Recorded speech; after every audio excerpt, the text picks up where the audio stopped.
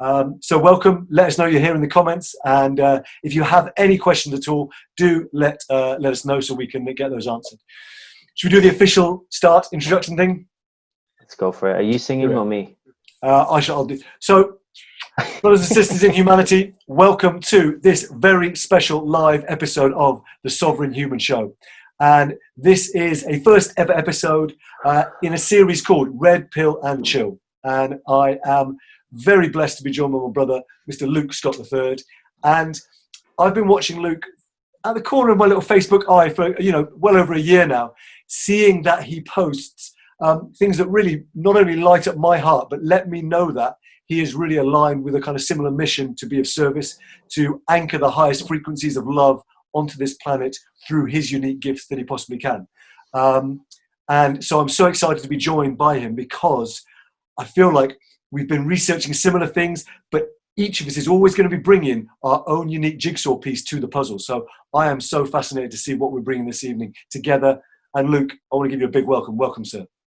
Yeah, thank you so much. Thank you for inviting me. I love getting invitations. I follow a system called human design. It's kind of like astrology, but a bit different. It's based on the time you were born, and the place you were born determines a lot about your DNA. And one of the things with my human design is I need invitations. I'm what's called a projector. And so when I get a good invitation, it feels good. I know that we're onto a winner. So this feels good. So I'm really looking forward to seeing what gets created through us. Outstanding. And that really, the intention is what gets created through us. I love that phrase. So tonight, I know that we are holding something that when we bring it together is going to create something greater than ourselves. So yeah, really excited.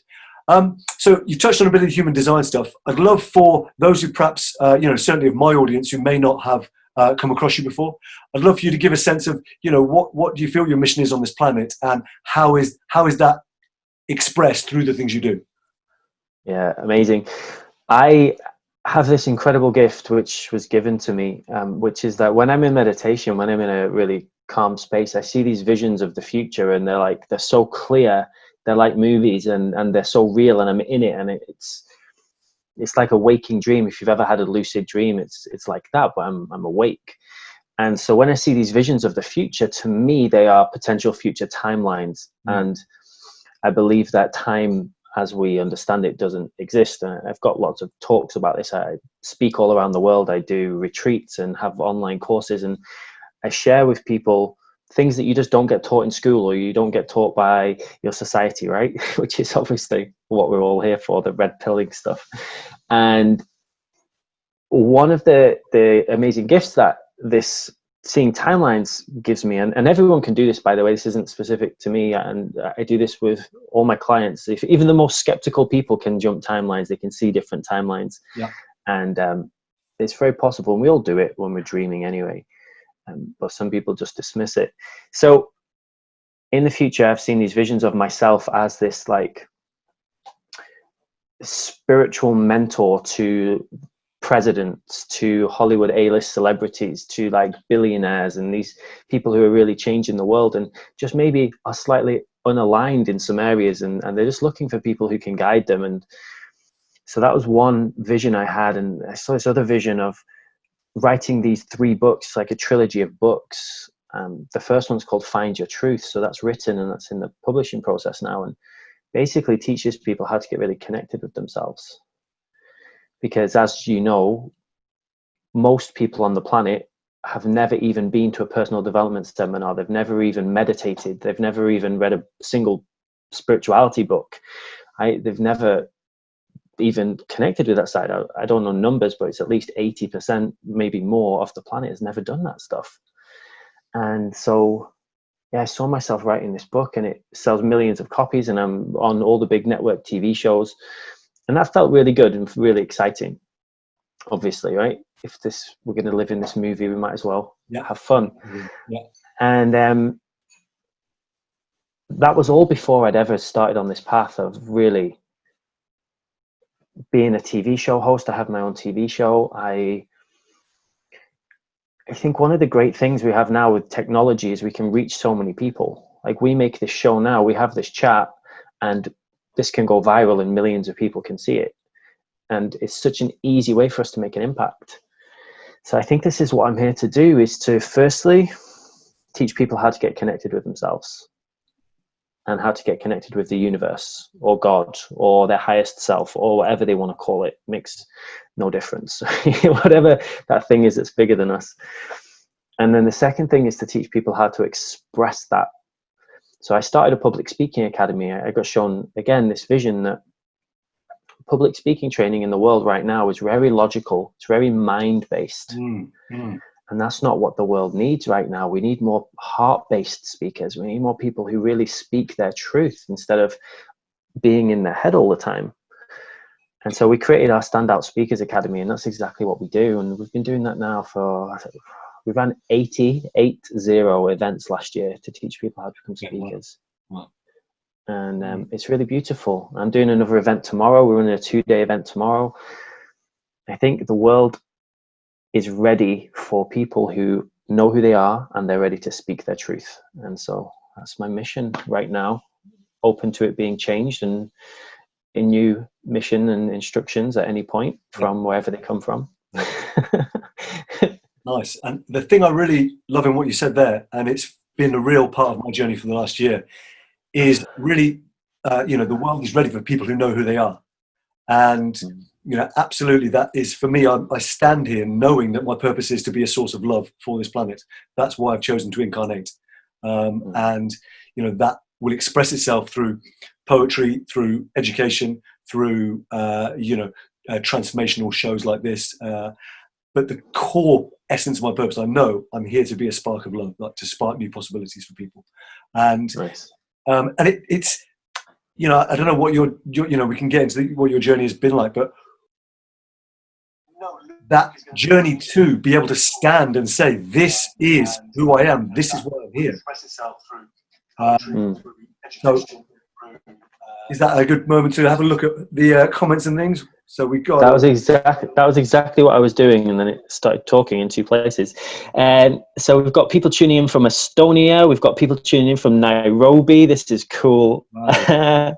We have Belle saying, I want to be a speaker after this. That's great. Please do drop me a message. I would love to help you do that. Loads of people tuning in. Cara, Jimmy, Ryan, Cigar, Navi, Denny, so good to see you guys tuning in. Thank you. And please, if you like the prospect of, coming on a journey with us for the next, hour and 45 minutes or so, please let people know this is happening, and, let's really dive in. That speaking from the heart as well is, because I don't know what your journey with personal development has been to this point, but of course, many of us begin with the godfather of our generation, of course, which was Tony Robbins. And of that ilk, for me, he actually has much more heart, but I see thousands of mini-me's who speak like they're trying to be Tony or give Tony's content from a mind place. They're trying to force through a way of expressing themselves that actually it doesn't land because it doesn't feel authentic. And I really resonate with that idea that we are ready for people who know who they are, and that when we speak from our heart, the content that is needed to be shared will come through. And you can have all the content plans and all the kind of copywriting lessons in the world, but when you speak from here and you're grounded in your power and you're speaking from your heart, genuine, for me, magic can happen. So, really excited to hear that is the aim of your speaking academy. Yeah, I have an intention I always set, and I'd love to invite everyone who's listening now to take this, use this in everything that you do. Before I speak, before I do an interview or something, I'll just connect, I'll ground myself. So an invitation for everyone just to get nice and grounded and just breathe deeply into their body and feel what it feels like to be grounded, feels what it feels like to be connected. And I connect to something, I call it God, or sometimes I call it source, or sometimes I call it my highest self. I use all of those words interchangeably. They all mean the same thing to me. And I always ask for God to use me as a vessel for the highest good of all. And before I go on stage, that's my intention. And so it's really beautiful because whatever happens then is perfect. Even if I make a mistake, like I forget what I'm going to say, or I trip over or something, it happens, right? And I know that that is exactly what needs to happen, because maybe someone in the audience needed to see that this professional speaker makes mistakes too, and that then gives them the freedom to actually try it, rather than be intimidated at someone who is absolutely flawless and never puts a foot wrong. Might be like, whoa, I could never do that. And so it really frees you up, and it's a part of my daily meditation. It's a part of my daily prayer, is to be used as a vessel for the highest good of all. And that's my intention for this show. So let's be used as vessels for the highest good. Yeah, I know that the synergy is here, because likewise, you know, whenever I'm stepping on stage, for me, yeah. And so me, the word that works is love. So I go, love, may my words be your words, and may our words be love. And then I know, boom, it's it. It's taken care of. Nice. So wonderful to hear that we both have these little, this little kind of mantra, this prayer that we have. And very much, you know, I humbly request that the highest expression of love for all beings who encounter this session may be manifested for them, because that's what we're here to do. And I believe that our earth is really calling us to step into the fullness of the love that we can be. So thank you so much for being here. Now, Life's just more fun. Life's more fun when you're aligned with love. I tried the other way, and it's no fun. Yeah, forcing things and assuming this I'm in charge, it's not going to work. So Marilyn, Larissa, Anthony, Hannah, wow, so many people. So good to see you guys on. Thank you. Amazing. Jaffa, wow, brother, how are you? From way back in the day. Scotty, Ida, so good to see you all. And please pop up if you've got anything you'd like us to cover. Like I've been diving deep down this rabbit hole we're about to dive down for about the last 12 years, maybe a bit more. And so there's not a lot that I haven't come across in those kind of, and I said in a video recently, like, you get that experience where books will fall off the shelf at you. And it's like, oh my God, this is the thing I needed, because it's been connecting up all these pieces, right? So if you've got any questions about things you'd love us to cover, pop those in as well, so we can make sure we get those covered. So Luke, there's a few bits I want to explore. Ascension being one. And, you know, connecting that in with, you know, where are we at right now? We are all locked down.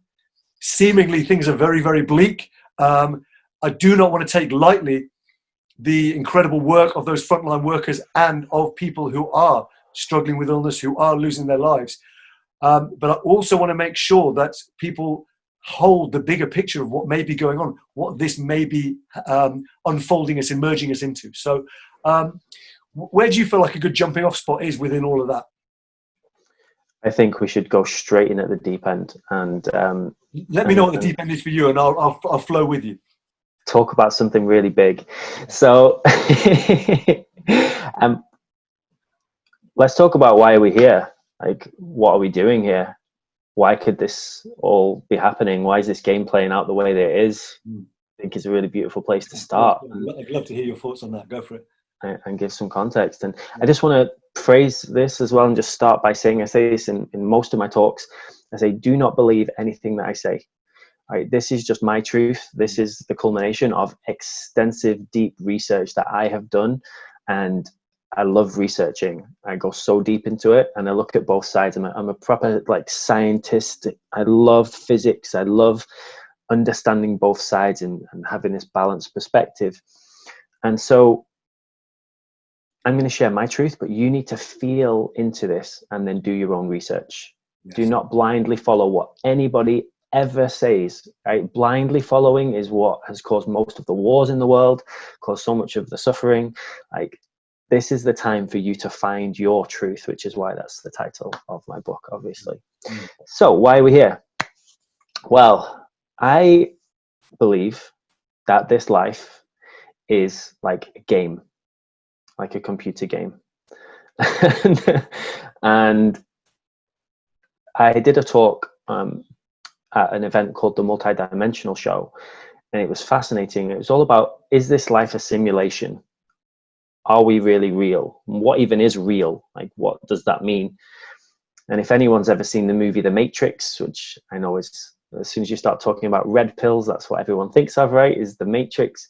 In the Matrix, we are literally plugged into a simulation, but it's so real, we don't know that actually it's just a simulation.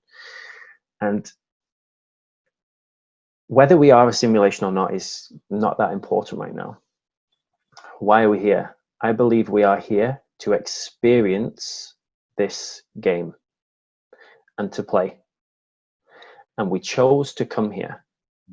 It's no accident that you are here. Everyone who's listening right now, you are here for a reason.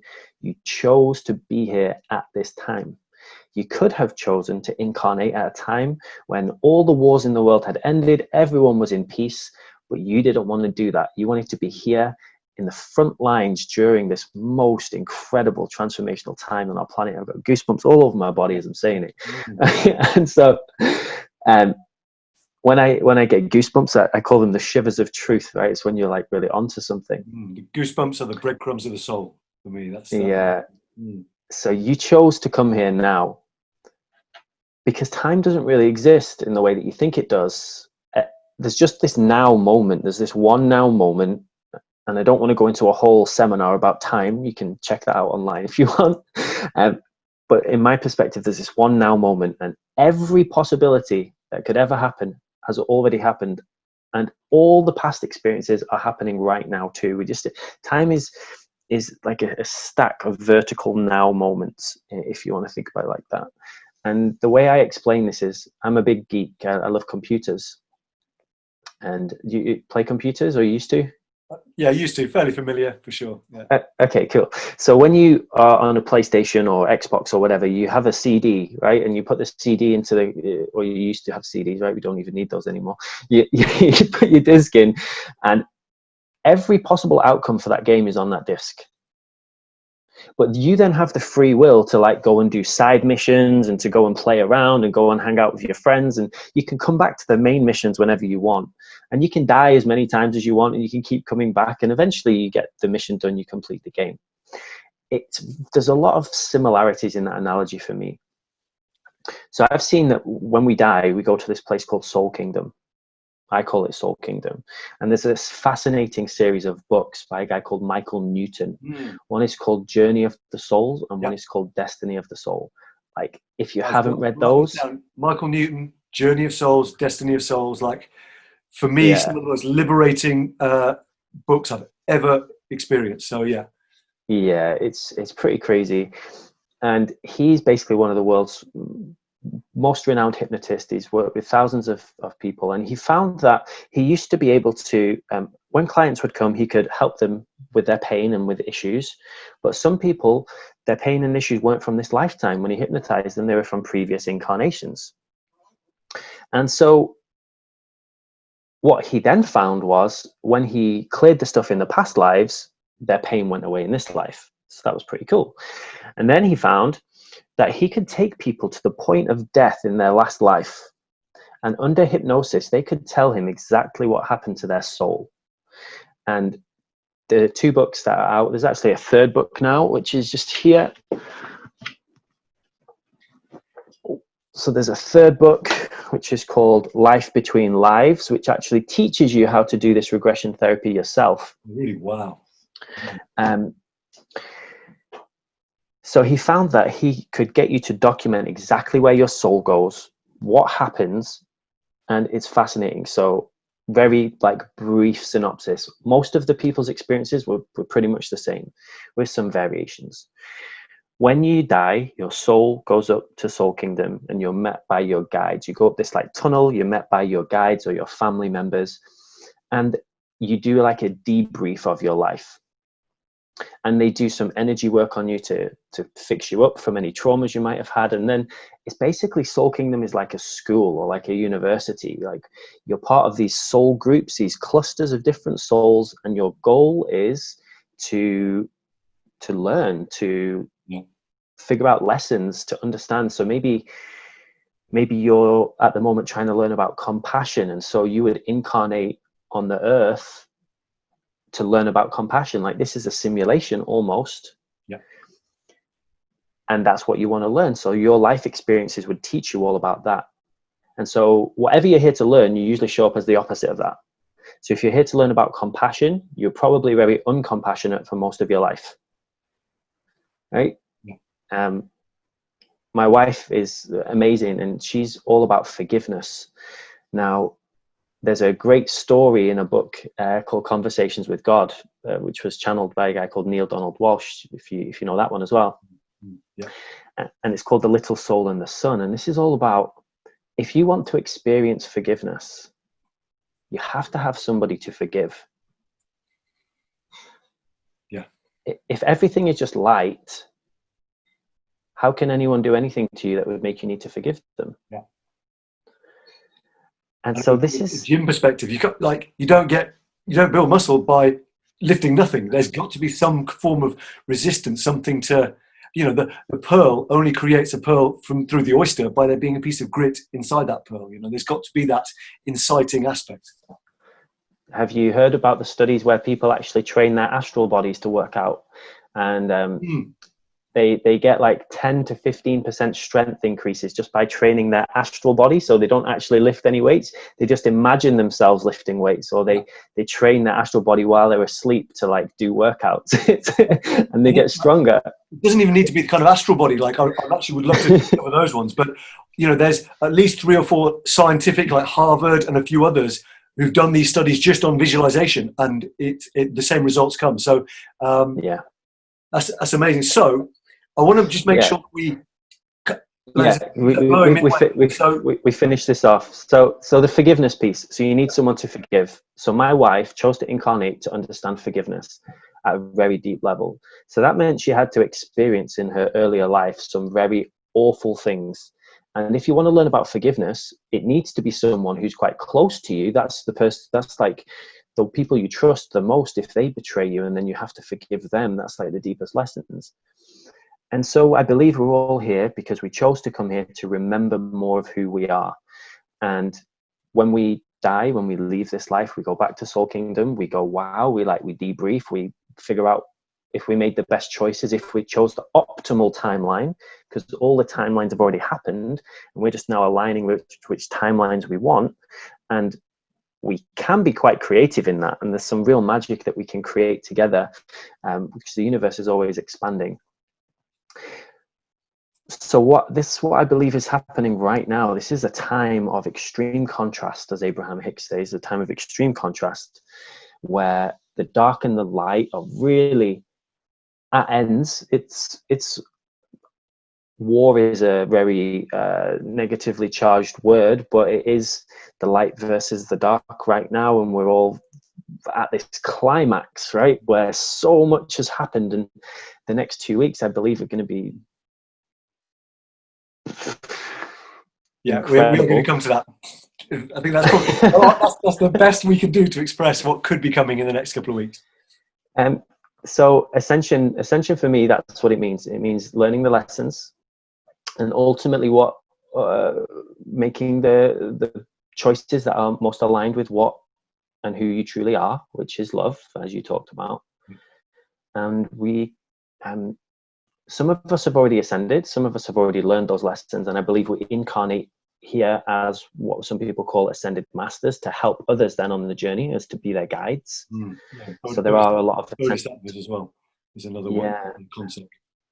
So there's a lot of ascended masters on the planet who are just here to guide. They've already learned their lessons. Obviously they need to remember them, because we have this like amnesia, right, when we come to the planet, otherwise the game would be no fun. And that's what I believe is happening right now. I talked for a long time. No, it's good. And it's so wonderful to just know that this is a call that's meant to be happening, because that idea of you put the disc in the PlayStation and then you know all the possible levels and outcomes are on that disc. So a metaphor that I've used for a while now that I've been really strong for my partner and I, as I've been explaining some of these concepts, is that our soul, our higher self, if you like, is there sitting on the sofa, and we, this human body, this human form, are the character in the computer game, and we select George, born in 1982 on, Earth level 1 or whatever, and our aim for this lifetime is to, right, your aim on this level of the game is to learn compassion or empathy. Exactly. So it's like when you're bringing exactly the same way of understanding it as, I've been using, it's just, my heart, there's genuine heart swelling of joy to be sharing like this. Nice. And Michael Yeah, Newman, well, really, really like. So just saying, could be saying, what's the book's name? A Journey of Souls and Destiny of Souls. And then Luke, what was the name of the one that you've got there, the latest one? This is called Life Between Lives. And the other book that I mentioned, was called Conversations with God by Neil Donald Walsh. And I want to come to, you spoke about your wife and the ways that she has had to learn forgiveness, and I actually think it's a really valuable thing to invite people to consider, that the very kind of opposite of what you may think you want may be where the kind of the core of your gifts or your learning or transformation lies. And a lot of my work is involved around initiation, particularly initiations, rites of passage for young men who are having a very challenging time. And so I'd love to just see your thoughts on that idea of what you consider initiation to be, because I hear like your wife has perhaps been through one in her formative years, that she is now reaping the kind of gifts of having been able to claim the gold of forgiveness. And so how has initiation in some way shaped your life? When you write a book, you really have to analyze your life, and it was so fascinating because when I wrote my book, I was like, sounds almost unbelievable to many people, and it kind of is like that. A lot of us who are here to help humanity ascend and are part of this ascension journey, we intentionally choose to have quite complex lives, because that deep experience allows us to then be compassionate to others, allows us to really be there for those people who are going through the similar things, right? Mm. And so in terms of my initiation, my awakening, I was born into a family where my mum and dad, they met in a motorcycle gang, like the Harley Davidsons and the leather jackets and that kind of stuff. So that was their friends growing up, that we were around. And so that's a very violent culture. So I experienced some interesting things. And I was born into a small town where there's a lot of drugs and violence. And so I became involved in those kind of criminal activities. And I did some things I'm really not proud of. And I hurt a lot of people, and really learned who I didn't want to be. And I also met some people there who really enjoyed doing those things. Whereas for me, I always had this internal streak of kindness. Like I would always want to be there for people. And I knew when I did those things that were not so nice, it wasn't what I wanted, but I was going along with it because that's what everybody else did. And I wanted to be accepted. And of course, sometimes it's fun. Like I did cage fighting. I was a mixed martial arts. I did that for like 4 years, and I used to really enjoy that. It's very thrilling, to be one-on-one with someone, and it's like life or death, and you have to battle it. Kind of, a lot of guys, we have this innate warrior energy, and a lot of girls do too. This innate, because we've been warriors in previous incarnations, right? And it's only actually quite recently we haven't had to do those kind of battles. I've seen past lives where I was like a Viking, and for those guys that was normal, going and conquering and pillaging villages and raping and torturing people was normal for a warrior. If you conquered another town, you got the spoils, which was to do that stuff. And so we, in our DNA, because our DNA holds memories, we've all got that. But in this lifetime, I believe I'm here now that I know who I am. I'm here to be kind. I'm here to teach the world about kindness. And that's kindness to humans, but also kindness to animals. And so I'm a vegan activist. I really believe we should treat all beings with kindness. And I used to be the biggest meat eater. I would eat like 2 chickens a day. I loved going to the gym. I wanted to get big. I got really muscly, and was so important to me. I loved steak and I loved beer, and I was just totally didn't care. I didn't even have any perception of what had to happen for a steak to happen on my plate. Like, I didn't even comprehend it. And so my initiation was being everything that I didn't want to be, which was violent, which was involved in those environments where I was around very dark people. Yeah. Now I know that when I'm around that kind of energy, that's not where I thrive.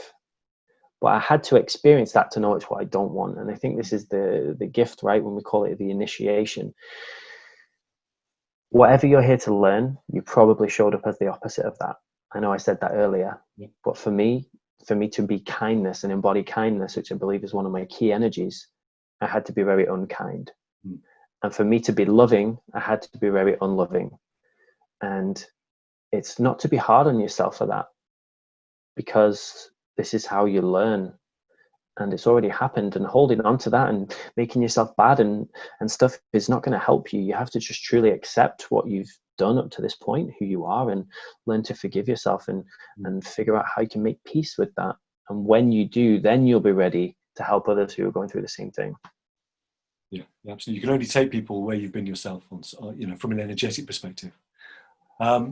So just to anchor the point for people, like, Luke's story is not alone. Like, he's the opposite almost of what he has become now. And for me, I went through the British boarding school education system, and if ever there was a machine better at cutting human beings off from their heart, from their empathy, from their emotions, I am yet to find it. And it's taken some very profound, challenges in my own life to literally break my heart open, break away all of that kind of that guardedness, all of that armor that was there. I now realize, in the last kind of 3 years or so, that as my heart has been opening up through grieving, through really learning to feel and express my emotions, the extent to which literally I was totally shut off from certain emotions. I didn't even know what I wasn't feeling. And so, I really, and as I now, on this call, can feel my heart like swelling at certain things you're saying. It lets me know how far I've come from literally being, in many ways, a robot, and a kind of quite a manipulative one as well, who was very, as we spoke at the start, very, very based in my mind. I knew how to put on a mask and how to be accepted in certain situations, but it was all from here. There was no heart in it. So and now I'm grateful for that experience, because it was the kind of the grit I needed to turn myself into the pearl that I hope I'm becoming. Nice. And we've got Helen says, I agree with all that's being said. That's nice. It's good to know that we're resonating. And I have had past lives revealed through meditation, which has explained why fears were present in this life. Yeah, I help people overcome fears a lot, especially like public speaking is a big fear. So our Speakers Academy, that's like a big thing. And I believe that's a big part of my mission, is to help people understand fear. And it's something that I've got a really good handle on. I won't quite say I've mastered it, because there's always levels, right? But compared to the majority of the world, I think fear is actually exciting. And when I'm scared, it's because there's some expansion there underneath it. Beneath every fear, there's a desire. Beneath every fear, there's expansion, but you have to dive into it, right? Why are you scared of that thing? Really go into it. Even if it's something like spiders, why are you scared of it? There's something really powerful underneath that. And Helen, you're exactly right. A lot of it does come from our previous incarnations too. So it's a big thing. So just seeing a question from Lynette, and this maybe is a great jumping off point, saying, is there such a thing as being allergic to bad past energy?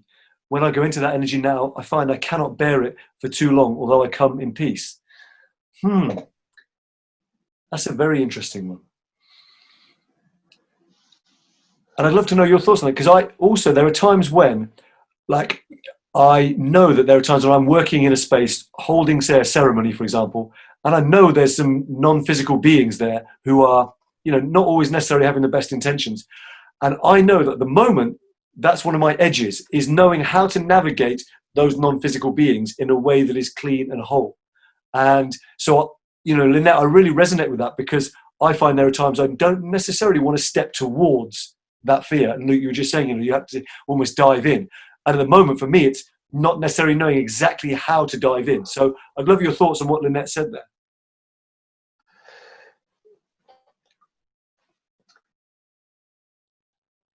I'm just going to take a moment to really breathe and give you the best answer here, because oftentimes with guys, so I also run a company called the Academy of Conscious Sexuality. And when guys give quick answers, usually it's not from their core. Right? It's usually a heady answer that they've actually thought about before. So I want to take a moment and just go in and just really connect deep with this one. So I invite everybody who's watching as well to take a few deep breaths. Really connect and open yourself to whatever wants to come through now. Because I know what my heady answer is, but I want to know what my hearty answer is. Yeah, I can feel mine really landing. So thank you for this moment of space.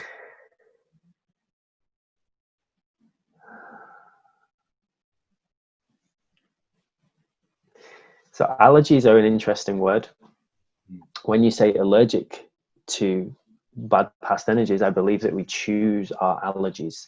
And I do these processes with people called energy clearing. And oftentimes when we have an allergy, it's because we chose that. And I do various different healing systems. And we also have these multi-dimensional devices that stay in our energy bodies.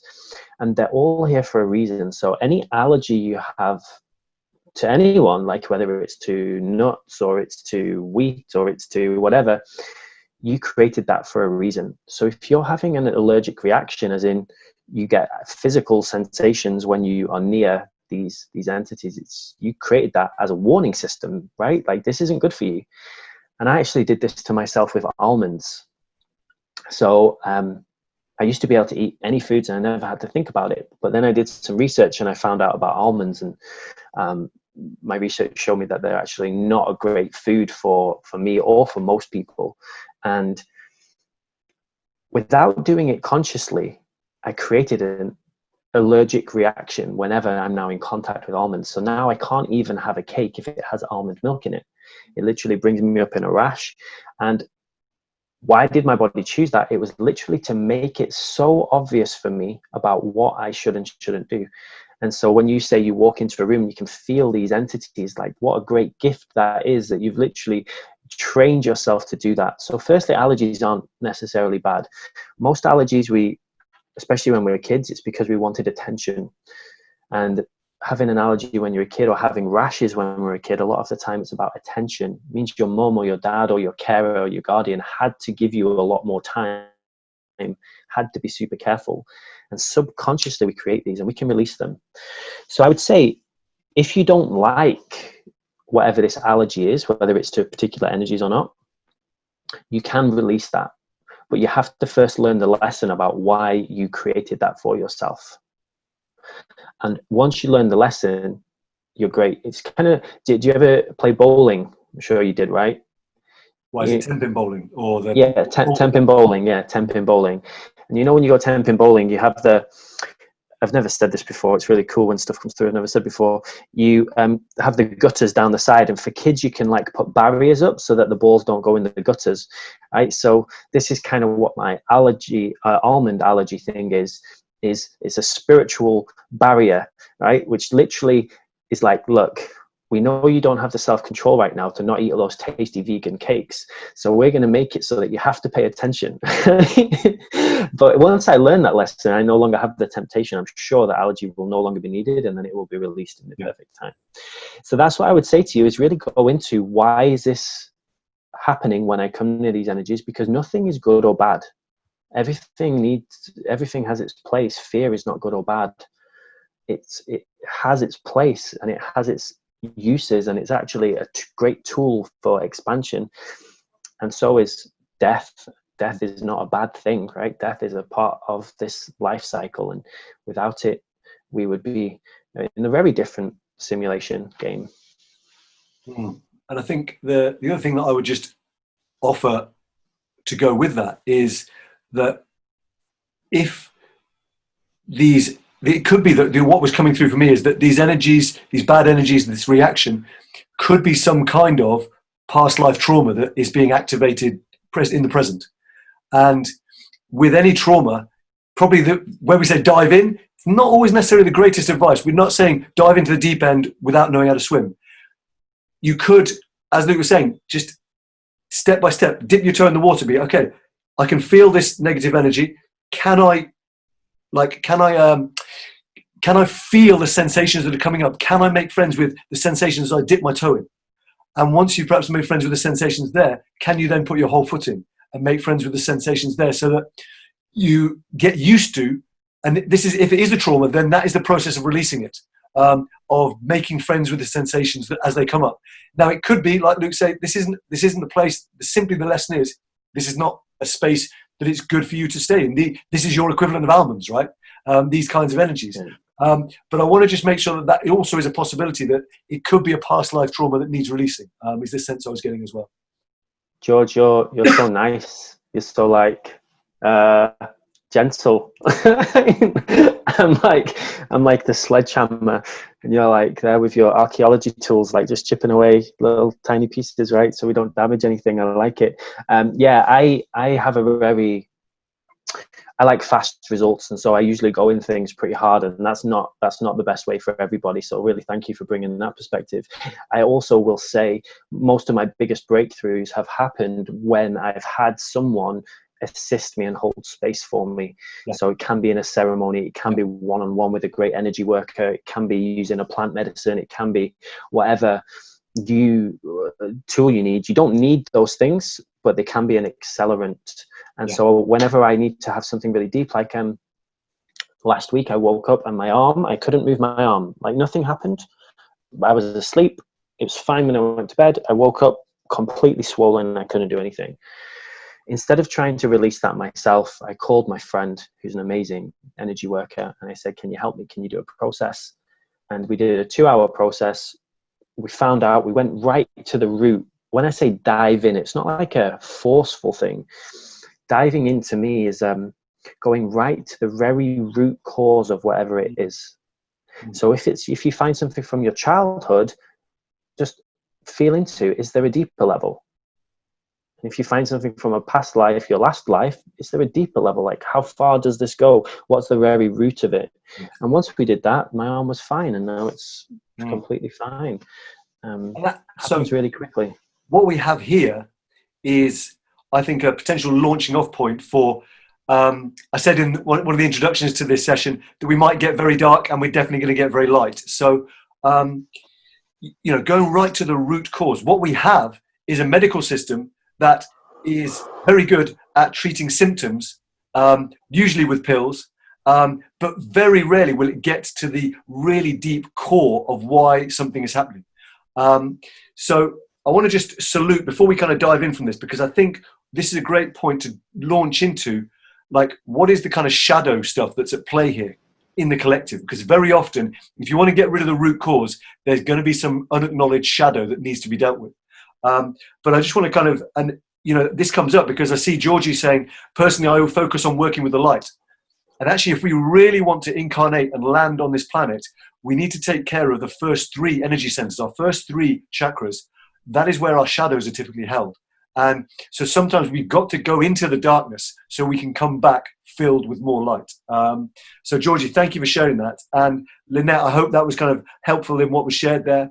I think just on that for a moment, Georgie, I really believe everybody has their own unique journey, right? And I would never say like that your journey is better or worse than anybody else's. Like, your journey is perfect. So if that's your journey to work primarily with the light, fantastic. If it's working for you and it feels expansive and you're in a great place, then that's amazing.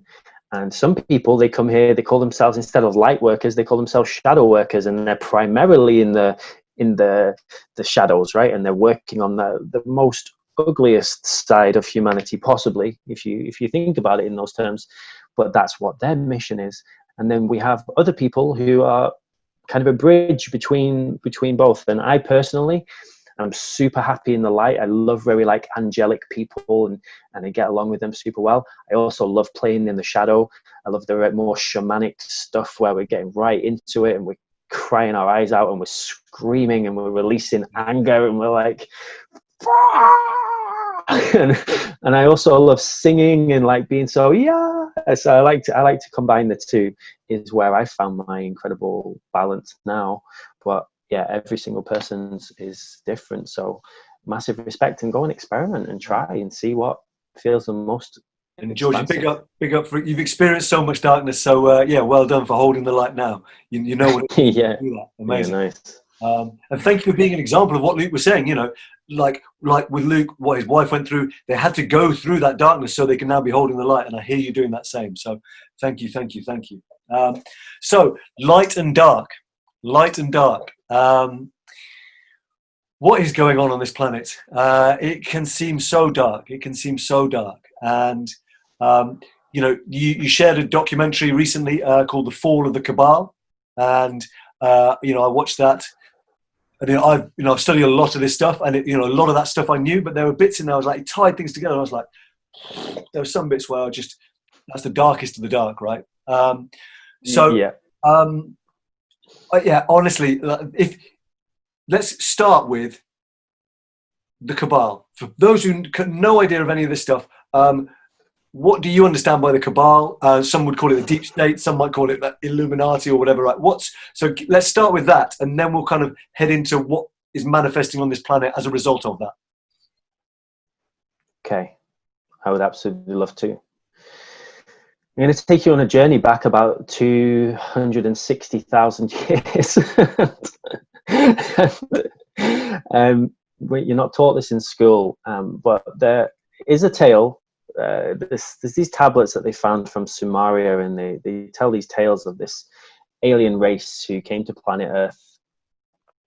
And these two gods who are actually just ETs, one's called Enki and one's called Enlil, and they wanted to mine the gold from the earth. Now, this is a story, right? So whether this is true or not, go and do your own research. There's a lot to this. It's a whole rabbit hole.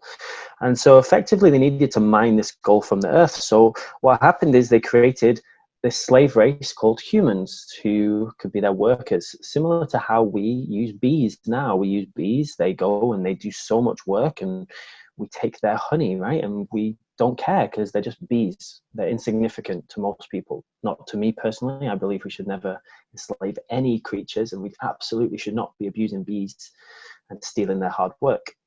That's just not cool, right? Not kind. Anyway, so to these ETs who have so much power, we were insignificant and were these insects who were their workers. And then one of these gods decided that it wasn't cool, and so they gave humanity some free will, and we started to then rebel, and they actually had relationships apparently with humans.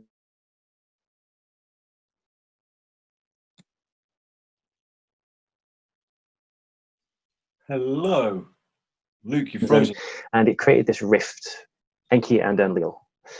Now, apologies. Where did it freeze at? What was I saying? They gave humans free will, and then they were they were then mating with the gods. The humans and the gods were mating as well. Yeah. So apparently there was some offspring, and this didn't make one of them very happy, and so it created this rift. And hence, moving on, we had this group of beings, this collective that wanted to control humans and use them as slaves and saw them as insignificant and just they're here to be used. And then we had another group which are here to empower humans and believe that humans do have the right to live and they should be treated fairly and kindly. And it's very similar to what we have now. So when you think about the Cabal, if you watch the documentary The Fall of the Cabal, it explains in great detail all of this. And I'm not pretending to be an expert in this by any means, but I have done extensive research. Yeah. So there's a group of very powerful people on this planet. Some people call them the elite, the 1%, the Illuminati, the whatever you want to call it. And they control most of the world's major banks, the big corporations, all the media companies. And they basically have steered the narrative of humanity to keep us enslaved for thousands and thousands of years. And this is the game that we've been playing. There have been a group of humans always who've been working against this group to try and free humanity. And the group in power, they want to keep it that way because they have all the money, they have everything, and they do awful things in order to harvest this energy from humans, including human trafficking, including organ harvesting, including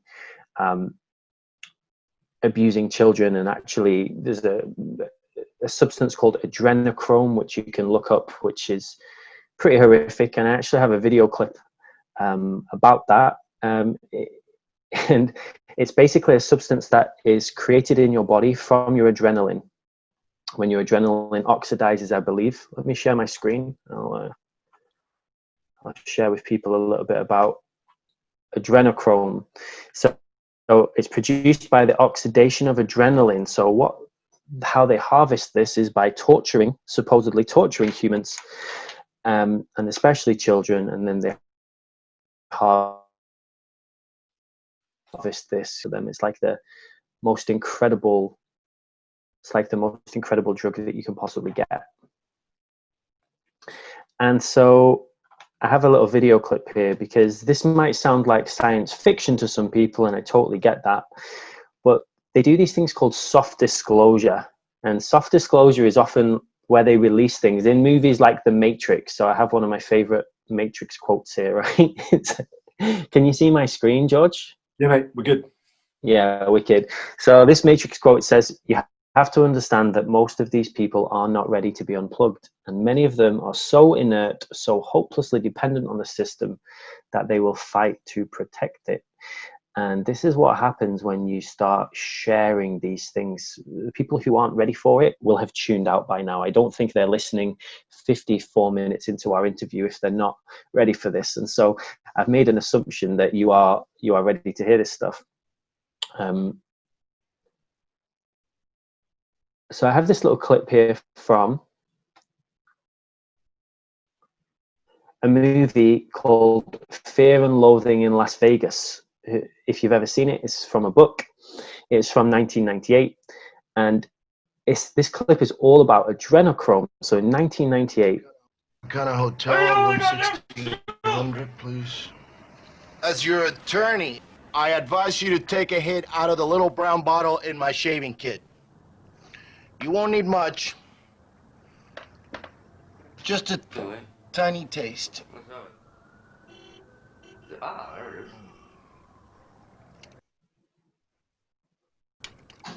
What is this shit? That stuff makes pure mescaline seem like ginger beer, man. Adrenochrome. Adrenochrome? So it's one of the most powerful drugs in the world. And this is one of the ways that people believe that this race has harvested our energy for a long, long, long time. And if anyone does watch the Fall of the Cabal documentary, it basically outlines that we're in an incredible time in our planet now where essentially the people who are on the side of the light and of empowering humans, it's come to this decision point where in the next 2 weeks, we're going to find out who all of these people are.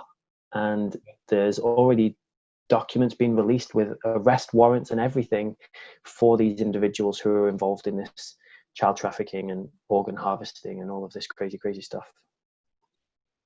And there's a few things to chip in with this. It's just from the Fall of the Cabal documentary, the thing that really struck me was that quote they showed about Mark Zuckerberg saying something along the lines of, I don't like what they do to the young ones to get the adrenochrome, but I must say that drinking the adrenochrome was one of the most invigorating experiences of my life. And I'm just like when you know what has happened to create this stuff. So the adrenochrome that is the most potent is from a child who is under extreme fear and stress, because then their adrenaline glands are going to be secreting the most possible amount. So yeah, it's does come with a warning. Like this is, Luke and I have been down this rabbit hole a long while, and this, it ties it together so well, so very dark, and yet so very hopeful, because what we are seeing now, particularly I think with this pandemic, is the final acts, like the final desperate but fated to fail acts of an energy system that has enslaved this planet and whose time is now up. And that's the really key point to mention, is that these beings who actually are the ones pulling the strings of the elites that we see. So you guys might be familiar with names like the Rothschilds or the Rockefellers. And the thing to understand is that there are, in the same way as we have angels, we also have those beings who feed off misery and fear. And in circles, it's called, like, they call it loosh, basically. And in these kind of satanic child sacrificing cults, ultimately this is done to feed non-physical beings who are, who support the enslavement of this planet. And that energy pattern, that signature is done. That time is done. And even as dark as it important, I think, just to talk about. You said about how we have angels, and then for there to be light, there has to be dark. Yeah. Right? And if this life is a movie, if this life was a game, imagine your favorite movie. Like, what's one of your favorite movies, George? One of my favorite movies, I go for The Shawshank Redemption. Okay, Shawshank Redemption. Okay, great.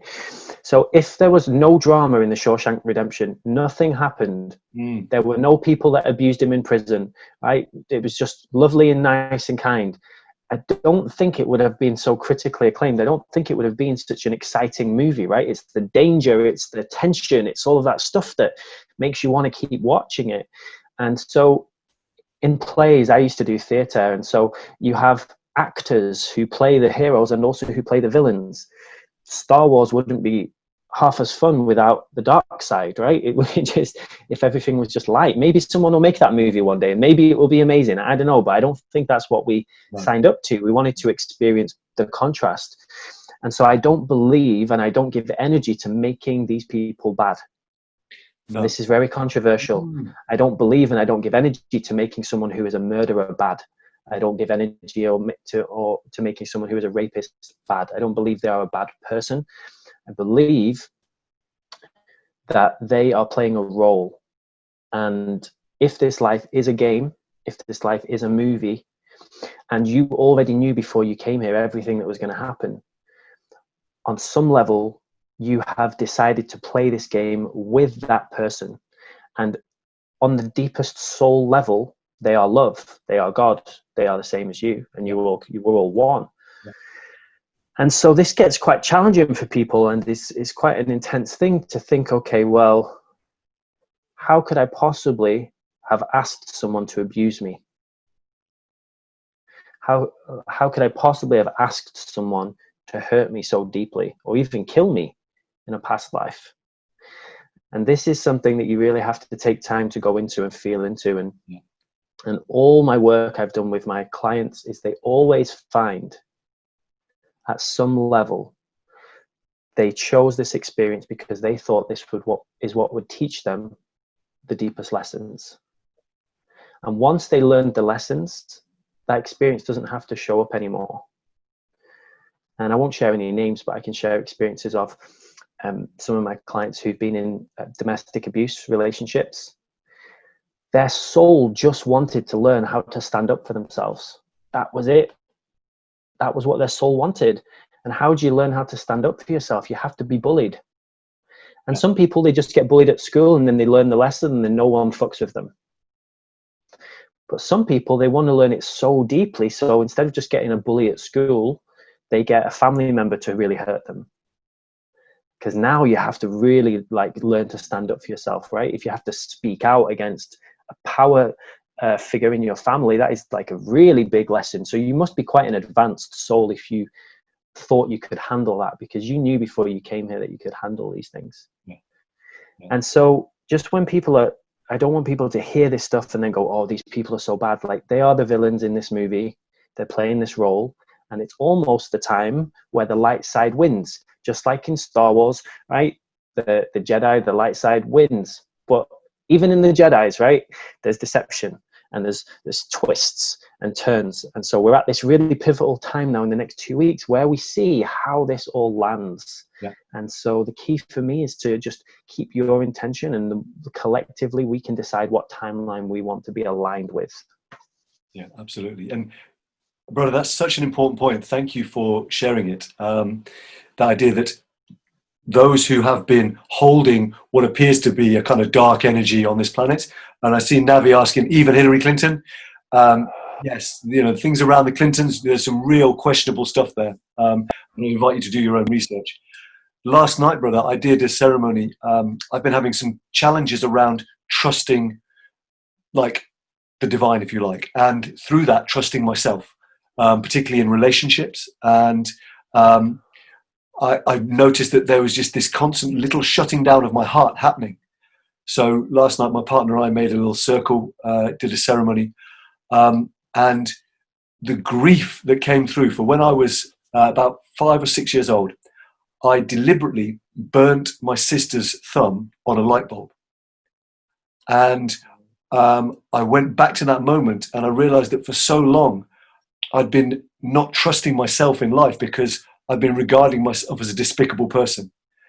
And last night I was able to go back as I was holding a cushion, like as I was cuddling my young self, my child self, and understanding that this young boy who burnt his sister's thumb, like, he was as bewildered as anyone about why he did it. And he was hurting and lost.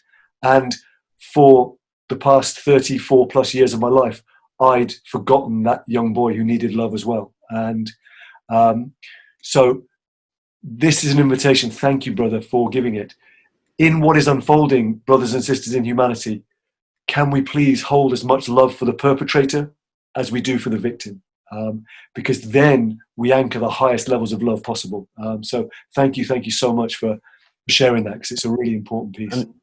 And it's challenging for them on a soul level, because after they pass from this lifetime, they have to go back up to Soul Kingdom, and it takes a lot for them to regenerate that energy that they come, like, to come here and take a life, or to come here and torture someone, or be their abuser. That takes a big toll. And so they must on a soul level, you're probably quite closely linked with them. You're probably a member of the same soul family, or at least the same soul group or soul cluster. For them to volunteer to come and incarnate as the dark side, as one of the villains or supposed villains, they must really care for you on a soul level. Like, that takes a lot. And when I do sessions, when I connect with people who maybe I don't really like, or I have challenges with in the physical, when I connect with them on the soul level, we're always, like, very close. And so that's the differentiation for me, is instead of connecting with their human who's playing the role, like Jim Carrey says, we're all actors, right? And he says depression is when you are depressed, is when you need deep rest from the role that you're playing. And this is what I did for most of my life. I played a role which wasn't very nice, and it was exhausting, and it just led me to this incredibly dark place where I didn't even want to be here. It's like, what's the point of being here? It's like, to keep working in the same job, going to do the same office job day after day after day, and how many times can you get drunk, and how many different people can you sleep with before it just gets boring, and you're like, what's the next thing? And I'm so grateful to my wife. Actually, it was my wife who was a big catalyst for my transformation. She cracked my heart wide open, and we spent in 3 days of being with my wife, I cried more than I'd cried in my entire life. She just peeled layer after layer. So I totally get what you're saying. Yeah. And it was so necessary. And so I wish and I hope that everyone here can embrace that feeling of just letting your heart open. Just feel it. Just imagine what it would feel like if your heart just opened a little. Imagine what it would feel like if you just allowed yourself to really feel, to know that you are not a bad person, to forgive yourself for everything you've ever done, to let go of any guilt, any shame, to know that everything that's ever happened in your life is a co-creation, that your higher self was guiding it the whole time. that any person you hurt was a participant in that at the deepest level, and they forgive you too. And when you leave this physical body and you go back to Soul Kingdom or whatever you believe in, they'll be there, open arms. Yeah. And you'll laugh. And I think it's important to also state, that's not to say that in this human space that we are in now, we don't take action to right, injustices. Yes, we can hold, and please do hold, love for the perpetrator and the victim. But actually, if the perpetrator has murdered, then it's right that justice will be served. So we're not saying actually just like don't hold any boundaries and let people do whatever they want. No, not at all.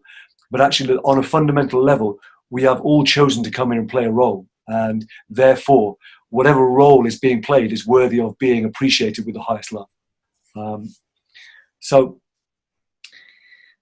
I just want to say thank you to people who are commenting. Hannah, it's amazing to hear that some things have been popping for you. You've had the kind of breakthroughs and being broken open and having a moment of clarity. Thank you for kind of being here. And I guess I want to touch in on the hero's journey, because if we have all come here to play roles, and you spoke about Star Wars, and of course that is one of the great movies that we know was built on Joseph Campbell's hero's journey, kind of archetypal journey, if you like, of human beings. And you mentioned that it wouldn't be the same, like Shawshank Redemption, if we didn't have the drama, if we didn't have the kind of the tension within the journey. And so I think that is what is playing out. That's why we resonate with these movies, because this journey of going from being our normal selves into being something like, where we can be our truest self, and we have been initiated, is something it's encoded into the experience of being on this planet, if you like. So is there anything around that hero's journey that you want to share, particular to this present moment that we find ourselves in? Absolutely. And it relates back to your previous point as well about what do you do if you see someone abusing somebody? And there's no right or wrong answer. There's no right or wrong in this life. God has no preference of which one you choose. If you choose to help that person who's in need, amazing. You'll be then aligned with one particular timeline. If you choose not to help that person, amazing. You'll be aligned with a different timeline, and either they'll help themselves or someone else will help them, or that will resolve itself in a way however it's supposed to. So there's nothing that you need to do, but how fun is it to be the hero? How fun is it to be Neo in the Matrix? How fun is it to be Luke Skywalker, which aptly I've been called my whole life, and I never really knew why people kept calling me all the time since I was a kid. Use the Force, Luke. May the Force be with you, right? And subconsciously, I'm like, people keep telling me I'm a Jedi, and I never really clocked on. It used to actually annoy me. I'm like, why do you keep calling me that? Leave me alone. But now I totally own it. Being this hero for me is an amazing feeling. Now, when I first had my spiritual awakening, I tried to save the whole world. I thought that was my mission, right? To save the world. And that was exhausting. I don't recommend that. But if that's your journey, great. Please go try it. Maybe you'll do a better job than I did. But for me, that's not my design. I talked a bit about human design earlier, and everyone has different designs. According to human design, there's 4 types of human, and most of us, 92% of people on this planet, we're not supposed to go and force things. We're not supposed to go and push. We're not supposed to hustle. For 92% of people, according to the human design system, which I really believe in, we have an attracting aura. So what this means is if you're supposed to save someone, that will come to you. You'll follow a path of breadcrumbs and you'll end up there, right? Or they'll reach out to you. But you have to be beaming. When you are beaming, this is the thing. If you're hiding away and you're playing small, no one knows you're a hero, right? But if you are beaming, if you are shining, then they will go, whoa, there's a shiny person. And you'll get this amazing invitation, or you'll get this you'll see it and you'll be able to respond to it. But if you go out looking and actually like trying to save the world, that only works for 8% of people. So this was my journey. I learned I was one of the 92%. So that's anybody who is what's called a generator or called a projector is part of the 92%. And what I learned is when I am being in my beingness, the people come to me. They feel that I've mastered something or I've achieved something on a very high level that they want, and they ask me to show them how. There's no forcing needs to be done. And this is really different because I used to do door-to-door sales. I've been doing sales since I was a kid. And so you are pushing, you are forcing, right? And I'm telling everyone how good I am. Yeah. This is how good I am.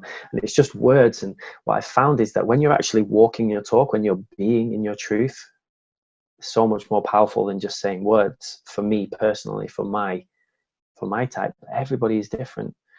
There are types in human design that are here to speak, and that are here to cause riots, and that are here to instill that, stand on their soapbox in the middle of the street and say, everyone, this is fucked. Who's going to come change it with me? And I saw just today, there's been 3 people in the UK.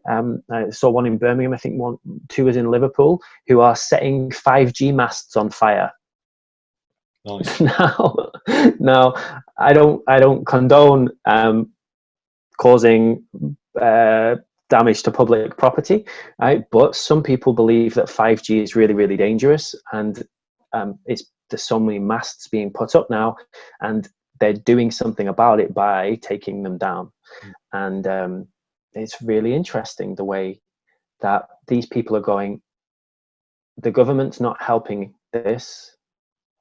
I feel really strongly about this. I'm going to do something about it. And I think that's one of the greatest things that's happened since Donald Trump became president. Because when Barack Obama was president, everyone was so relaxed. Yeah, because they thought Barack Obama was going to... Here's our savior kind of thing. Yeah, they thought Barack Obama was going to save everything, right? But if you watch the Fall of the Cabal movie, you'll see... so there's this... I'm going to share my screen again with you. There's this 87-page document that's been released on a website called courtlistener.com. So this shows all of the different court cases and things that have been filed. And so this 87-page document has come out now from a guy called Cyrus Parser, who runs the AI organization. So these are serious researchers. These do deep, deep work. And you can check out all their videos on YouTube and Twitter. They openly talk about all of this stuff. And so this was done in February the 26th, 2020. So they have now filed against people like Google, Barack Obama, Hillary Clinton. I'm just reading the names. I'm not saying these people have or haven't. They haven't been proven guilty yet. This is just to take them to trial. Bill Gates, Mark Zuckerberg, Amazon, Microsoft, the World Bank, right? All of these people. And you can read this document. We'll post the link for all of you as well. And what are they taking them to trial for? It's for rape, torture, concentration camps, sex, human and organ trafficking, organ harvesting in China, America, and around the world. And if we just if you do want to digest this, it's a big document. It outlines all the reasons, all the evidence and everything, like what they're being taken for. And then as you come down, you'll see all of the different names. So you can see Amazon, Jeff Bezos. And if we look at Bill Gates, for example, just as one, and again, not saying that Bill Gates is guilty of this. All I'm reporting is that this document exists. This is a legal document. My friends who are lawyers say this is legit. And so it says, this is what they're submitting to the courts, right? That Bill Gates was complicit to Chinese slave camps, transferred AI technology to China, which was used to monitor, arrest, and kill Chinese people with drones and other technologies, while importing made-in-China goods from slave labor and allowing China to extract the world's biometrics through their products and service due to negligence. He did not inform the public about the fact that he was extracting their biometrics.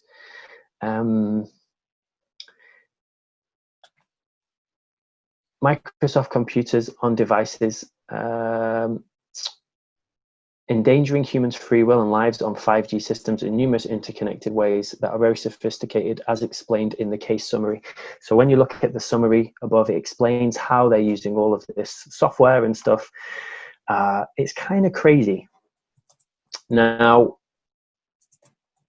they wouldn't take them to trial like this unless they had sufficient evidence to think they can win. And if you watch the Fall of the Cabal documentary, you'll see that these people have been taken to court many times before. And what usually happens is whoever is testifying against them commits suicide. Yes. Yeah.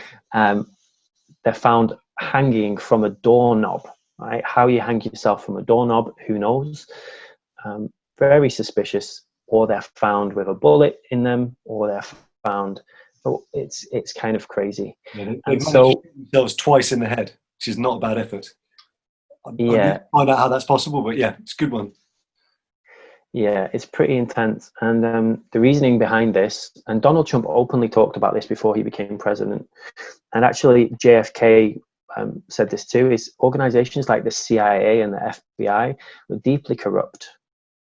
And so if you imagine these people are in witness protection, but the people who are holding them in witness protection are accomplices to this, of course, it's not going to work. And so they had to go through this process over the last 4 years of rooting out these people and either arresting them or firing them. And they believe now, and I say they, I mean Trump and his organization, they believe that they've rooted out most of this. And so now this is the time, right, to take these people to trial, and that the witnesses will actually be able to testify, because they talk about this stuff in plain sight. You mentioned Mark Zuckerberg. It was on his Facebook. He talked about how he took adrenochrome. Yeah. It's on his Facebook. Yeah. And the one that shocked me as well was that image of connected to the kind of Comet Ping Pong, which is all about the restaurant in Washington, D.C., where some very, very shady things were happening, on Instagram. And it was like #kill room. And then one of the comments underneath was, just wash yourself off when you're done. So, and this is, up on Instagram. It's up for public consumption. And that is one of the, and maybe, Luke, it'd be great if you speak about this, is, we spoke about these people are playing roles. And in the kind of higher levels, it's known that karma is a very real thing. And that in order for these kind of self-service entities, be that human ones or non-material ones, to be able to do what they do, they have to let us know what they're doing. And so that phrase "hidden in plain sight" that you may hear in connection to kind of the conspiracy realm is exactly what you're talking about there. It's there if you have got eyes to see, shall we say? Well, if you think about this as a movie, right, or a play, and it has to come to a crescendo. And so humans, it's been thousands of years now, haven't figured it out. And so it's just been getting more and more and more obvious, to the point now where if you open your eyes and you actually even do a tiny bit of research, you find things that you just cannot question. Yeah. And that's kind of where we're at now, is it's so obvious that literally, like, the villains, right, or the dark side, or whatever you want to call it, are taunting us as the heroes and saying, come on then, like, we can't make it any easier for you. Like, we gave you the opportunity to do it when it was really difficult, and we kept winning, they kept winning, and now we're going to make it so easy for you, like, come on, it's time. Because there are other beings that are non-physical, and you mentioned them, so some people call them extraterrestrials, some people call them angels, there's different star races, and that's, whether you believe in that or not is totally up to you. I do believe that there are high vibrational beings who work on different levels, different dimensions, and some of them are benevolent and they're here to help us, and some of them have other intentions and they're here to use us. And by the way, again, just to touch on that, if you think about something like a snake, right? A snake has to eat other animals to survive. I had a pet snake. We had to feed it mice. We had to feed it baby chicks. That's how it survives. A snake's not bad because it has to kill something to survive. That's how it was designed. Yeah. These entities that exist that have to consume human energy to survive, or have to consume another being's life force to survive, that's just the way they were designed. And so it's not that we make them the bad people. It's just saying, hey, that's not the kind of world we want anymore. We don't want a world where snakes eat other creatures. Like, we don't want people to eat each other. We're now creating this more peaceful, loving, kind reality. And that's where we're moving to. Yeah. And I think that's really important. And I think both you and I are familiar and, you know, taken a great deal of value from a researcher called David Wilcock. And he's done a lot of study around a volume of channel material called The Law of One. And what that describes is that there are simply two paths. You have a path of service to others, and you have a path of service to self. And both of those paths ultimately are going to end up back at source, at oneness. But they're just two different paths. And so the self-service beings on this planet have been trying to guide humanity to a service to self timeline. And we as a species now have the opportunity to step up and say, no, we actually choose a path of service to others. And why folks like Luke and myself are so adamant in our mission here, because that is the path that feels aligned for us. I absolutely love the work of David Wilcock. I find it fascinating. He researches this stuff on whole different levels. If you saw his shows on a TV show channel called Gaia, he interviews whistleblowers from the government, from these deep space programs, and it's absolutely insane, the stuff that he talks about. Like that, the fact that we have teleportation devices already, we can control the weather, and that the government have access to all of this technology, and that the government have been working with these alien races for a long time, and they actually help us with how we run our world, and they give us technologies when they see fit. And also certain departments of the government hide energies, so energies and technologies. And that now that this cabal are being dismantled, we are getting to get access to these devices that people like Tesla created, which will give us free energy and completely change the way our planet works. But free energy isn't good for capitalism, because then people wouldn't need to pay for petrol and oil and all of that stuff, right? And so they're big industries. So it's a dismantling of all of this. If we get access to this technology that can heal us without needing pharmaceuticals, what would happen to the pharmaceutical companies? And so we're kind of in this really, I believe, and I say this with, again, full respect to anyone that's suffering right now, like that is real. That's the timeline that you have chosen to be a part of, and I totally respect that. And I know that for you and your families, being in that energy is unpleasant, but for whatever reason, you all chose that. And I have experienced a lot of suffering in my life too, so I get that. But where we're at now, for me, is like the most exciting time that I think there's ever been on this planet. Like, you can literally be whoever or whatever you want to be. We are so free now, like freer than I think we've ever been since pre-Egyptian times, right? Like, I've seen past lives of myself where I've been killed for being a spiritual teacher, for preaching, for sharing this stuff. And I had such a big fear about that in this lifetime. And the first time I ever hugged a tree in a public park, I was so scared I was going to get sectioned. I was terrified, genuinely terrified, that someone was going to call the police and say there's this lunatic man hugging a tree. And then the police would come and they would arrest me, and I'd have to explain, no, trees, they take away our negative energy, and they give us positive energy. And I would be locked up because when I was a kid, I spent some time in a psychiatric institution, which was a whole crazy different story.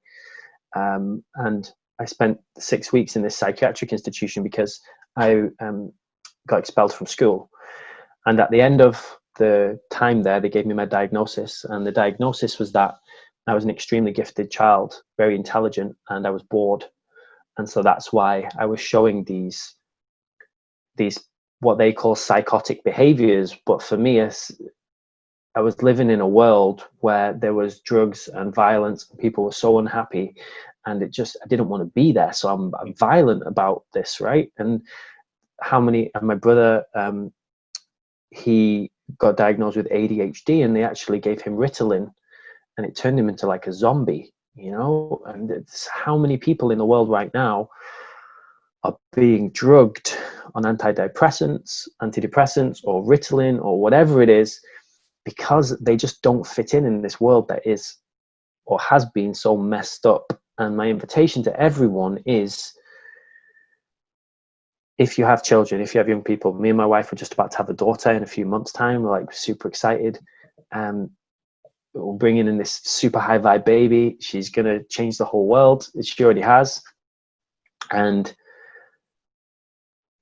if your kid shows something like ADHD or autism or any of these special abilities, there's gifts in there, right? There's gifts in there.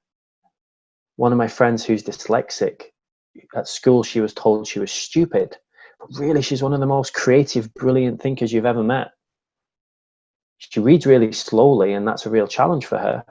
So she's not technically smart according to school, but she thinks about things in a way that most people never do. And so changing the way we educate people is a big part of my mission. And this is why I love doing stuff like this. Whatever little nuggets we drop, whatever breadcrumbs we drop for people, I hope it leads to you expanding and just understanding that there's a lot more to this world than we are told, especially by mainstream media, and especially by our schools and by our NHS. And congratulations, of course. I see a few people saying congrats. So we've got about half an hour left, and I'd love to. We've not shirked on some of the challenges that our planet faces, and I guess you kind of referenced some of the kind of David Wilcock stuff there. I'd love to maybe spend a bit of time exploring, what are the possibilities if some of the things that we see in the alternative world of alternative healing devices, alternative energy devices, the work of people like Wilhelm Reich, if these could be brought to the human species, what could we be looking at over the next few years? But before we do that, so that's kind of where I want to kind of head. So we really are leaving on a kind of the kind of great revealing. The light is coming through. I had a kind of comment around like QAnon and Trump. Let me just kind of read it. Here we go. So is Trump playing a double game, looking bad on the outside but a saint on the inside? What are your thoughts on Q and Trump? Are they trying to save us? And if they don't, where is our moral individual responsibility with what and how to take actions and affirmative actions against these people? So let me give a couple of bits on my perspective on Trump, and then I'd love to hear your thoughts on this as well, because what I love is the way you bring a real unified energy. You bring a real unified consciousness that it's just a wonderful to be with. So my take on the Trump thing is we have identified that there are some factions on this planet, some people on this planet who do some very, very sick things to the most vulnerable people there are. And I liken this to, if I had my children surrounded by a pack of wolves, there's no way I can send a Chihuahua in to get rid of those wolves. But if I send a Rottweiler in, I've got a chance. And some of the things that Trump has done are, on the face of it, pretty indefensible. However, I see him as a Rottweiler who may well be clearing out the wolves who are, threatening our children. That's the way I see it. The other one is, whenever there is such vitriol in the mainstream media, there's a very good chance that there is an agenda at play. And I don't think we've ever seen someone so unreservedly lambasted by the mainstream media as Donald Trump. And when we look at the ownership of those media institutions, when we see the families that own them and the agendas that may be behind it, we can start to see that perhaps there is another story at play. And I'd love to hear your thoughts on this, Luke. Yeah, absolutely. Very, very happy to share. There's a very powerful card in tarot called the Fool. And when people think you're stupid, they really let their guard down. And so there's a lot to be said for the character that Donald Trump is playing.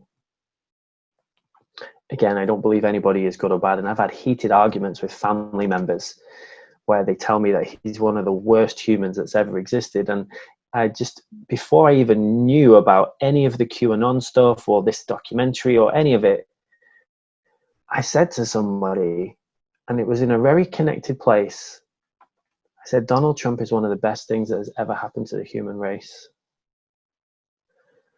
And this was all around the time where there was newspaper articles about something about like grab him by the pussy and this kind of crazy stuff, right? And going on about how he wants to build a wall because he's racist. Now I've come to understand that what the mainstream media reports is almost always the narrative that this cabal, these people want the world to see. And so you have to take it with a pinch of salt. I want to share my screen with you and show you something absolutely crazy.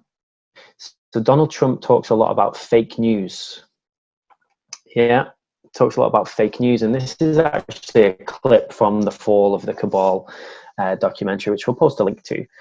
He talks a lot about fake news. So I didn't understand the extent to what he meant. But this is a clip now about a media company. And they talked about this migrant caravan. So it's the idea that these migrants traveled thousands of miles from Honduras to the US to try and get in illegally. And the news reported, they showed these scenes of people tear gassed and all sorts of really crazy stuff. So this is what actually this scene was. So if you see here, this clip was all spread around the world. This woman fleeing for her life with her children, right? Let me play this for you and tell me what you think. Really convincing and make it to the World News Report. Meet Maria Meza and her 5 children, all the way from Honduras. She made it to every news item on TV, telling about her terror, the fear for her children, their eyes all wet and swollen due to the tear gas that the American Border Patrol so viciously threw at them. Well, Maria, there are a few flaws in your story. I've looked at every single picture of you and your beautiful girls. None of them show any signs of tear gas.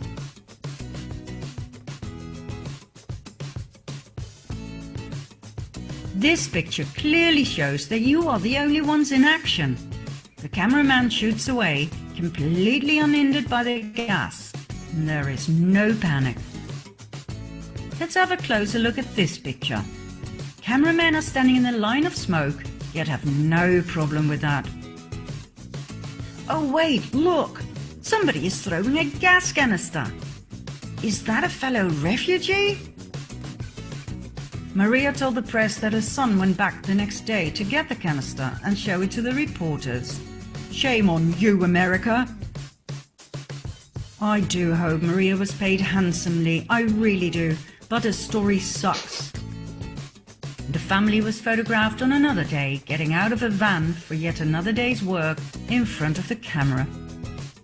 And the tear gas canister? You can buy them at any theatre prop retailer, or you can use the police training variety. They produce white smoke. So that's one example. And in this documentary, it shows like 10 other examples. That one really blew my mind, where they're all wearing wristbands so you can coordinate the crowd control. Like, yeah, and there's ones in Syria where they do the same thing, and they show you like these people are paid actors. And in the UK, we had this this terror attack in Manchester, and it was very suspicious. It was very suspicious. And when you look at the pictures of it, the images, they're clearly staged. And there's even you see, when you start looking into fake news, they even use dummies, like not even real people. They use like fabric dummies, Yeah. right? Like what they use in movie sets. And they get caught out quite a few times because there's some actors and actresses who have been shot at multiple terrorist events, the same person at like 3 different events. And this isn't just one actor or actress, this has happened with many different ones. Yeah. How does the same person keep being in terror attacks? It's because they are literally paid actors and actresses. And there's something really beautiful happening right now, which is called the rise of the civilian reporter. So I'd love to just share this with you. I'm not sure I loaded it up. Let me load this up while I... While you do that, because the other one was Yeah. people were asking about QAnon. And if you're talking about civilian reporters, the QAnon phenomenon was a series of messages that began being posted on internet chat boards that gave things like map coordinates or certain cryptic clues. And what then happened was a whole series of citizen journalists went out and investigated what was going on. And it showed, for example, that military bases were getting taken out in certain areas, or that a WikiLeaks document was demonstrating that this person was tied to this company that was being investigated for corruption, or that the Democrats actually were colluding with Russia against Donald Trump rather than the other way around. So the QAnon phenomenon is perhaps a fantastic example of this kind of citizen investigator, this citizen journalist that we are seeing. So yeah, let me know when you're kind of ready for that, because it's as well with the QAnon stuff. So whether QAnon are, some people say they might be double agents who are playing both sides. Like I love science, right? In science, you look at both sides and then you make a decision. You don't go in with a preconceived idea. You have to be as unbiased as possible. And so I don't take what they say as truth. I go, oh, that's interesting. And then I do my own research around it. And one of the things that I think is really fascinating is in all wars, there's propaganda and misinformation. And so there are some people who saying QAnon are like a double agent, that this is all a plan to distract the people who are already onto the truth, to keep us busy solving little puzzles, and that actually it's not even true, right? Whether that's the case or not, I believe what is important is for you to do your own research and figure out what you believe. And I personally, when I see the Q stuff, I then go and research it from other sources, and I often find that what they say is backed up by actual tangible evidence, which is all going to come out in the court cases. So I've got this ready here, so check this out for some fake news, okay? This is a bit of a long video, so I'll just play clips of it. But it's about citizen reporters. To sort fact from fiction, citizen reporters are popping up and hitting the streets to verify whether or not what we're hearing about these hospitals is true. Approximately how many coronavirus patients have you seen? How many? You don't know? 2? 100? 3. Okay, so this is a 13-minute long clip of people going to hospitals that the news in America are saying have lines all around them. They're saying that these hospitals are like overwhelmed. And then people go there now to see if the story is true. And every time they go there, what they find is... But as you can see, not much happening. And this is a hospital that serves thousands and thousands of people here in downtown. There are no queues of people trying to get the coronavirus tests. And this is a really cool thing that's happening.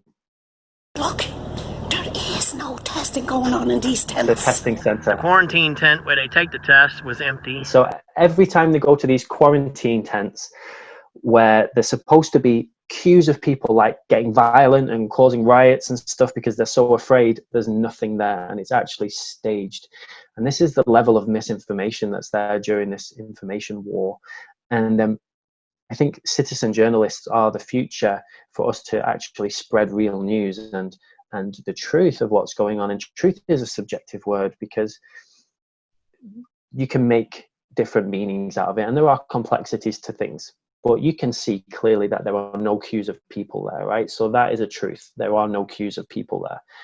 And they get into quite a heated argument with the owner of one hospital, I believe it's in Hawaii, where she was on the news saying how they were overwhelmed with queues of people. This citizen journalist goes there, and it's the exact same woman saying, where are the queues? There's nobody here. And she gets angry, and she hits his phone out of his hand because she doesn't know what to do. She panicked.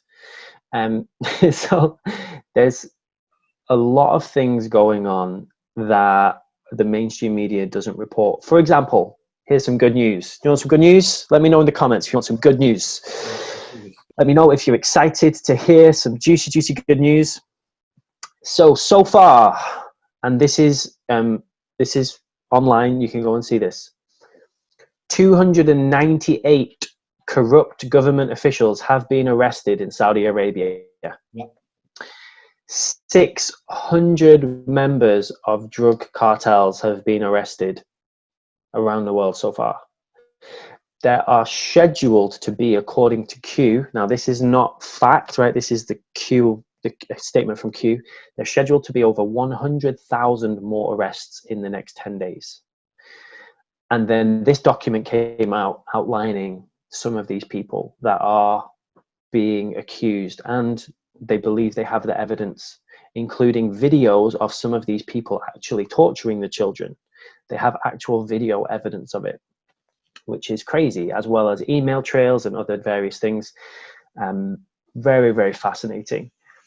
And so among people who follow Q, the general consensus is that over the next 10 days or so, these mass arrests are going to be happening. And this is very, very exciting. But it's already happening. So I get people who go on my page and they accuse me. They're like, prove it. And I send them the article about the arrest warrants that are out for these different celebrities. And maybe I share my screen and I just show you. And just show arrest warrants. I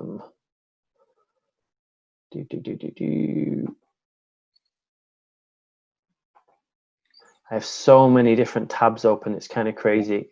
Okay. Guys, thank you so much for tuning in. So much love, so much appreciation. I don't think I have the tab to hand. So there are.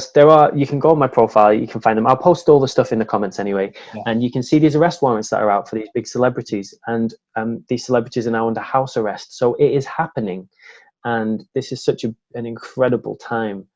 And you asked me, George. You said, where can the world go? Like, where are we aiming for? And I'd love to share with people this post I posted on my page. I have a page called Vegan Game Changers. This is something I created quite recently, so it's still growing. Because I was posting too many things on my wall about veganism, and I started to switch people off. So I made a dedicated page about helping animals. And someone posted this. It was from a different page called Cranky Vegan Memes. So I can't take credit for posting this. But this was a beautiful vision that they had for the future. And I literally posted this yesterday. So it says by the year 2050, I hope personally it will be before that. 2030 would be amazing for me, or before, for all animals to be protected by law. So it is illegal to torture and kill any animal or being, torture and kill any sentient being. I won't read them all out, but each city has its own local farms. Local farming is a big, important thing. Yeah. Cities are not a natural way for us to live. Smaller, more dynamic, sustainable communities, I believe, are where a lot of people are moving to. I'm creating one for myself at the moment. We have the plans, have all the documentation. We are creating this sustainable community. It's happening where we can grow our own food, where we can just be around people who share our values. What else? Science is cruelty-free, so there's no more animal testing. Here's a great one. Clean energy is everywhere. Food is free for everyone. Nobody has to go hungry. I find it absolutely insane in this world that 40% of food that we produce goes straight to landfill while there are people starving. And we managed to feed around 80 billion land animals for animal agriculture, while there are several billion humans starving. And we could so easily feed those humans just with the plants that we give to the animals. I think it's insane. Forests will grow back. Deforestation is crazy right now. It's something like the rate of 2 football pitches every second in the rainforest to get knocked down. Absolutely crazy. And this one is cool. Marine animals coming back. Did you see in like Venice and in different places, even just after a couple of weeks of no humans, these wild dolphins and stuff, they start coming to shores, and like everything's bright blue again. It's a really, really beautiful thing. So the smog clouds over cities are all gone. And then the final one is humanity is healing. I think this is what we can all collectively call in this world where everyone's kind to each other. We don't need to kill other beings. We don't need to harvest their life force energy to survive, because we can use and channel our own life force energy. We can survive on higher vibrational sources where nothing has to be in pain, and we can heal, and we can learn to be more connected with nature. I think it's a really, really beautiful vision that I can't wait for my daughter to see, because by 2020 she'll be 10, and can only imagine what the world will look like for her. Yeah. And with welcoming your daughter into the world, are you guys going to be doing a lotus birth? Have you kind of discussed that? Yeah, so there's something called hypnobirthing, which is really incredible. Yeah. And we're shown in school and on TV these very painful births, and people think that childbirth has to be really painful. But one day I saw a vision, and it was this woman giving birth in a forest, and she was giving birth on all fours, kind of like a dog, and the baby just came out so easily. There was no screaming, there was no like bright lights or doctors injecting them with things. It was so effortless, and the woman just cradled the baby herself. It was delivered all by herself, and it was such a beautiful vision. And I'd never even heard of this before. And I told my wife about it, and she said I was crazy. And I told some other women that I know about it, and they're like, look, you don't know what you're talking about. So I researched it, and I found out that actually a lot of women do give birth on all fours or standing up, and actually being on your back is not the optimal way to do that, especially with the bright lights and the doctors and the sounds and everything. What a scary way for a kid to come into the world. And as soon as it's born, it's injected with vitamin K, and then taken away from its parents in America. You know, the babies, they have to sleep separate. Like, what a crazy way to be born into the world. So yeah, we're planning, and we have full intention to have a water birth in a birthing center.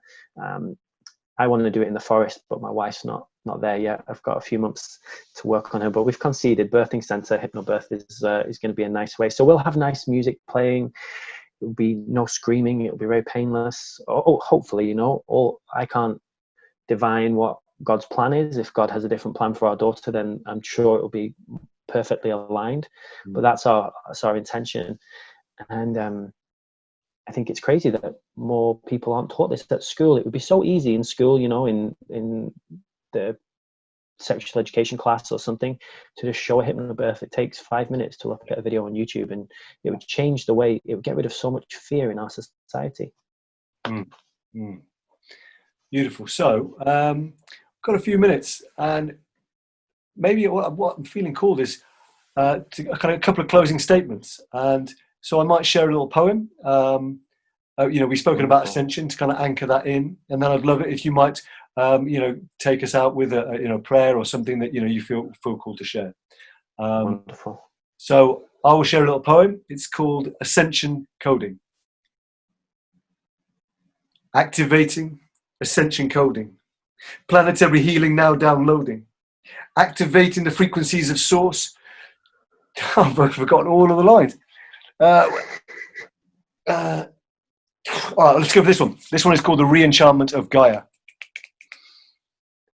All that you are, it's all you can be. So be what you love until all of you's free. For all that you seek is all you will find, and magic will be if you've magic in mind. So let your heart voice its truth. Let your life be the proof. You care not just for yourself, but for our old and our youth. Let your actions be judged, but may your soul be forgiving, for we all make mistakes in this age that we're living, where our every moment has meaning, has hope, has screaming. Yet even in stream and stone, you'll find love's spirit is dreaming. And our means for healing? Simple. Just smiles and laughter. Our constant focus as we motion to avert disaster and earth's price to be paid. It may well be our lives, but the greatest journeys are the ones taken inside. And the stakes will rise. There's no doubting that. The challenge to come is knowing how to react from the perspective of now, of this place and time, or as infinite souls who are born to shine. Love or fear? It's a simple choice.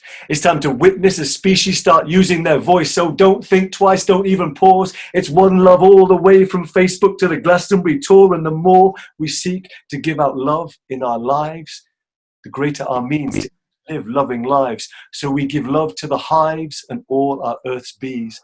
To heal our planet, won't you guide us, we plead. Blaze up the fires of need. It's time to rescue the seed. It's time to reignite Gaia and replant the trees.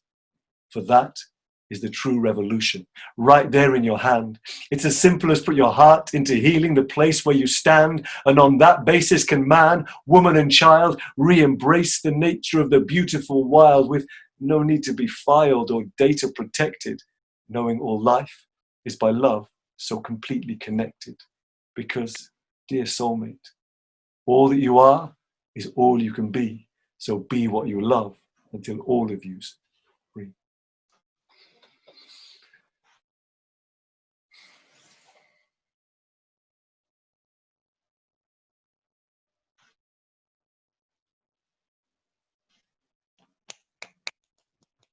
Nice. I'm going to share a poem too. I've never performed this poem before. I do spoken word, so I performed at a nice festival last year. It's really cool. It's something expansive for me and new, and I get these poems that come through there. When I'm writing, it's like my hand is just writing itself, right? It's such a beautiful process. And this one is called Encounter with an Earth Angel. I think this would be a really beautiful way to finish. Beautiful. So if everyone would join me in taking a deep breath in and out. Just allow these words to wash over you. There's nothing you need to do. Oh, Encounter with an Earth Angel. All it takes is one person to change someone's life. One beautiful angel, intentions pure, shining their light. On your darkest parts, the things nobody has ever seen, washing away that dirt and making you feel clean. The more you share, the more you bear, the more you see they truly care. No hidden motive, no thoughts of self. They're not doing it for power or for wealth. Angels are everywhere. And they don't always need to show their wings. They're in compassion, love, and kindness in all those little things. When the student is ready, the teacher appears regardless of race, religion, gender, or the number of years. When you understand that love is greater than fear, God will move mountains. Your path becomes clear. If now is your time, connect to divine, ask your angels to show you a sign. With awareness, love, and a heart wide open, even the deepest of wounds can be unbroken. Those contracts and vows that our souls needed, the pain we had to feel, the tears we have bleeded, have brought us to this place, this time, this moment, to step into our greatness, our power to own it. So thank all of your angels on high or in flesh. Understand that you are truly blessed. And be that one person that angel, that light. Do what your soul tells you feels right. Inspiration is God's way of speaking through you. But will you listen? Who will you become? What will you do?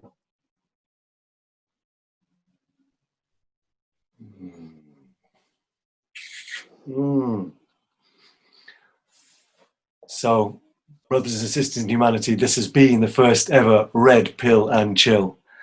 And I want to thank you so much for blessing the Sovereign Human Show with your gifts, your words, your wisdom, and more than anything else, your love.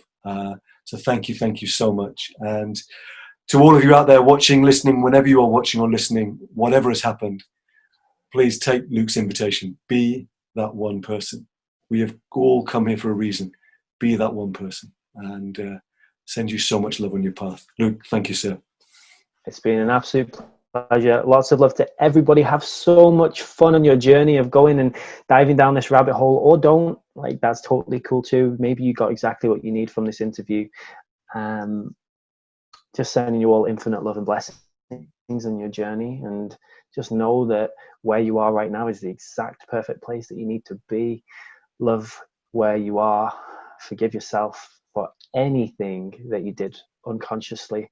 And together we can literally do anything. So lots of love.